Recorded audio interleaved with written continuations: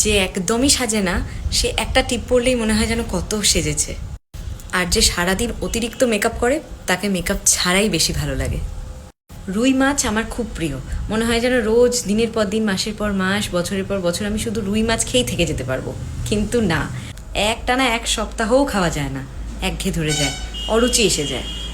যে মোবাইলের কভারটা 10টা জায়গা ঘুরে কেনা হয় যে আমার মোবাইলের কভারটা বেস্ট, এটা কোনোদিন পাল্টাবো না, সেটাও কিছুদিন গেলে মনে হয় না এবার মোবাইল কভারটা বদলে ফেলতে হবে। যেই পর্দাটা বাড়ির জানলায় বছরের পর বছর ঘরের শোভা বাড়ালো, সেই জানলার পর্দাও আমরা একটু কোথাও সেল, একটু কোথাও ভালো ডিজাইন দেখলেই সেই পর্দাটা সরিয়ে দিয়ে নতুন পর্দা লাগিয়ে দিই।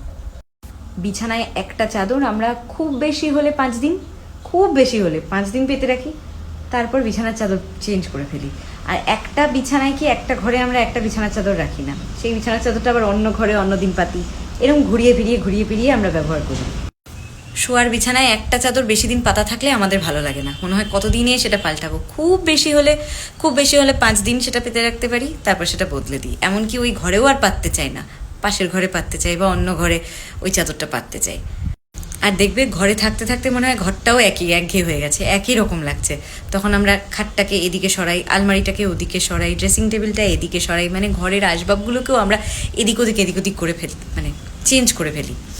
এমনকি নিজেদের নামেও আমরা অপশন রাখি, মানে একটা আমাদের ভালো নাম আর একটা আমাদের সবাই ডাকার নাম, মানে একটা নিকনেম, একটা ডাক নাম রাখি আমরা। কারণ কি একই নামে আমাদের ডাকবে, আমাদের আর কোনো নাম থাকবে না, আমরা নিজেদের নামের ক্ষেত্রেও অপশন রাখি। আসলে আমরা জিনিসগুলোকে নয়, পরিবর্তনটা ভালোবাসি।